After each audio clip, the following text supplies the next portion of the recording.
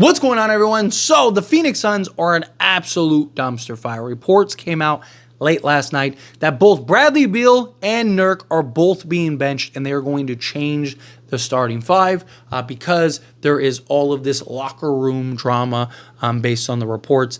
Look, Phoenix is cooked.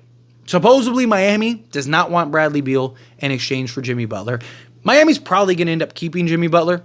I just don't see where he ends up getting traded. Maybe the Memphis Grizzlies, right? I think Memphis makes a ton of sense for Jimmy Butler, but like, would they really trade Desmond Bane? And, you know, it's I think the safer bet is he probably stays on Miami this season, and then they try to work it out come the offseason. And reports have already came out that that's probably going to happen, and that Jimmy Butler is going to play if that happens after he's on a 7-game suspension, so he'll have to finish the 7-game suspension. But then after the 7-game suspension, he will be back and playing with the team. But if you're Phoenix, that's the worst news possible. Phoenix is going to have to blow this up in the offseason. Problem is, they're not going to be able to trade Bradley Beal because he has a no-trade clause. And who's trading for him? 2, right? If you're the Phoenix Suns, that means you're either trading Kevin Durant or you're trading Devin Booker. And my guess is it's probably Devin Booker. Because Devin Booker, you'd probably get the most assets for, you'd probably get the best return for. Obviously, Kevin Durant's the best player, but his age and all that, I don't know if you'd get the return that teams would maybe pony up for Devin Booker. And also, at that point, you're hoping Bradley Beal and Kevin Durant kind of make more sense. And now you can go kind of make a push. Now you can go make a move. Don't be shocked if Devin Booker is available, or at least they're entertaining trades conversations in the offseason. Reports came out that Matt Ishbia is willing to pay Jimmy Butler handsomely. Right? He'll basically pay Jimmy Butler whatever he wants. To me, that's kind of signaling like, hey, Jimmy, force your way to the Suns. Because, I mean, Matt Ishbia knows and is aware that, like, this is an absolute dumpster fire, right? There's no way he's oblivious to what's going on. But, look, Phoenix is in a free fall, literal free fall. They might not even make the play-in with Kevin Durant, Bradley Beal, and Devin Booker. It is wild. Absolutely wild. Right now, at the time of recording this video, they are the 12th seed. They're on a 4-game losing streak. They are 15-18. They are a game and a half out of the 10th seed. They are currently 4 games out of 5th because they're all tied, but 4 games out of 5th. They're a mess. They're not making the playoffs the traditional way, right? Like if they make the playoffs, it's going to have to be through the play-in. And even if they do, they're a first, maybe at best, second-round exit. I don't think that they beat any of the top teams.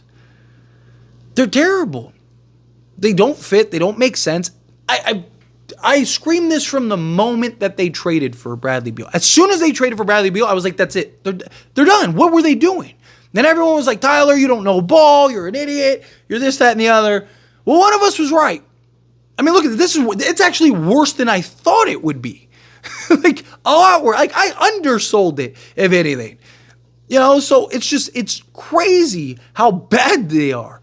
Right? Like, I mean, this was a problem last year. Everyone was already, give them the championship now. It's unfair. Kevin Durant, no one's beaten Kevin Durant, Bradley Beal, and Devin Booker. I'm like, there's more to basketball than scoring, right? Like, that's the problem. We live in this, like, time where if you don't drop 20, you're trash. Like, there's a reason guys like Alex Caruso just got the extension he got, and why every team in the league would trade a first for him, right? And the guy averages 5 points, 2 rebounds, and 3 assists, right? But like every team in the league right now would trade a first-round pick to go get Alex Caruso, right? Because again, you need guys that fit. You need the role players. You need the dirty work guys. You need name me a starting 5 where all 5 scored 20+ points and won a championship, right? Like, you need multiple players. You need guys that can play multiple positions that make sense, that fit. It's not that the big 3 is dead and all. Like, I see so many people like, you can't win with 3 superstars. Of course you can. It just has to be the right stars, right? Like, if you put Kevin Durant with LeBron James and Anthony Davis, guess what? The Lakers are winning a championship. Nobody's beating that team outside of health, right? Like, that's it. Or, like, you put together, you put LeBron on Cleveland with like Donovan Mitchell and Evan Mobley, right? Like, again, that makes sense. It fits, right? Like, you need the pieces that fit. If you swapped Bradley Beal for LeBron James right now, or even Devin Booker for LeBron James right now, right? Phoenix would be a million times better because they would fit. They would make more sense. LeBron James could be that delegator, do the rebound and, hit other shots and fill in gaps and let pressure take off, right? Like things like that. Or if you added an Anthony Davis in exchange for Devin Booker, or Giannis in exchange for a Devin Booker or whatever, right? Like, because again, you'd have guys that play multiple positions and slot in multiple ways, and it would make more sense. Think of every big three that has ever happened. All right, start with like the recent one. Look at Boston. You had Ray Allen, Paul Pierce, Kevin Garnett. All three guys did different things. All three guys played different positions. All three guys could score in different ways. All three guys could play defense. All three guys did multiple things, right? They weren't the same, nothing. Right? Kevin Garnett could play the 5 or the 4. Paul Pierce could play the 3 or the 4. Ray Allen could play the 2 or the 3. You had versatility. They all did different things, right? Look at LeBron, Dwayne Wade, and Chris Bosh. Again, versatile. LeBron could play 1 through 5. Dwayne Wade could play the 2 or the 3, or even be your initiator as a point guard if you needed to. Right? He's not a point guard, but he can initiate if you needed to. And then LeBron could be your pseudo point guard. Right? Chris Bosh. Right? Like those three fit. They all play different positions. Chris Bosh could play the 4 or the 5. Also, they kind of got unlocked when LeBron played the 4 and Chris Bosh played the 5. It just Cleveland. Right? Kevin Durant or LeBron James, Kevin Love, and Kyrie Irving all played different positions, all did different things, all had different skill sets. Even the Warriors, Draymond, didn't need to shoot, lockdown defense, playmaker, right? Did the dirty work, hustle play guy. Klay Thompson, defender, didn't need the ball in his hands, off-ball shooter, could play different positions, could play the 2 or the 3. Right? Kevin Durant could play the 3 or the 4. Steph Curry, right, could basically do everything. Is arguably more of a threat with the ball out of his hands than it is with it in his hands. Unselfish. They fit. They made sense. They all played different positions. They all were different skills. Devin Booker and Bradley Beal are literally the same player. Obviously, Devin Booker's better, fine, but they're the same player. They want to do the same thing. Neither are good enough as a playmaker to play the point, and neither are good enough, big enough at the 3 to play the 3. So you have two guys. You're small. You can't defend, right? You tried to go and put in Tyus Jones, and what happened, right? Like, yeah, he's been great for them. It's not his fault, but you added another small guard that can't defend.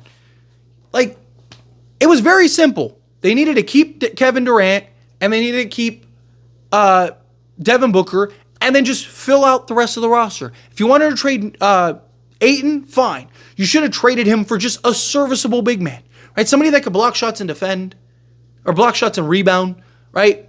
And then you didn't need Nurk. You didn't need this, another guy that needs the ball as a center. And no, you needed a guy that just complemented, that just, hey, if a shot misses, rebound it, right? You want to score 10 points? It's on you. Rebound the basketball and put it back in the hoop, right? Like what Kobe said to Shaq, hey, rebound that thing and put it in the hoop, right? Not in those exact words, but you know the saying, right? Like, that's what you needed. You needed somebody like that. Even with Bradley Beal, that's what you needed, something like that. The last thing they needed to do was turn Chris Paul into Bradley Beal and DeAndre Ayton into Nurk. It made zero sense. You needed 3 and D wings. You needed, ideally, a 3 and D guard, but really just an initiating guard. Right? Like, if they could have, instead of Chris Paul, if they could have gotten like a Bruce Brown, a Clint Capella, and a whatever, some type of 3 or some type of 4, right? Versatile, like sizable 4, right? Take your pick of a guy. If they could have gotten something like that, they'd be a contender. Bradley Beal or Devin Booker and Kevin Durant gives you all the offensive firepower you need. You're just looking for guys that can supplement and, complement that, but do the dirty work, right? Like, if they could have gotten Hartenstein and Caruso instead of,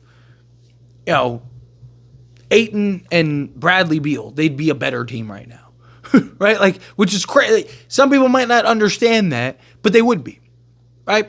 Because Hartenstein does the dirty work. He hustles. He grinds. Doesn't need to score 20 points. He's fine just getting rebounds. And Alex Caruso is just absolute clams, right? Like, all defensive guy that can initiate the offense and kind of operate as like your point guard and then just give the ball to Devin Booker or Kevin Durant anyway and let those two guys get all the offense and then he can just be your point of attack defender. It made no sense. But anyway, as always, this is a discussion. Pass a question on you.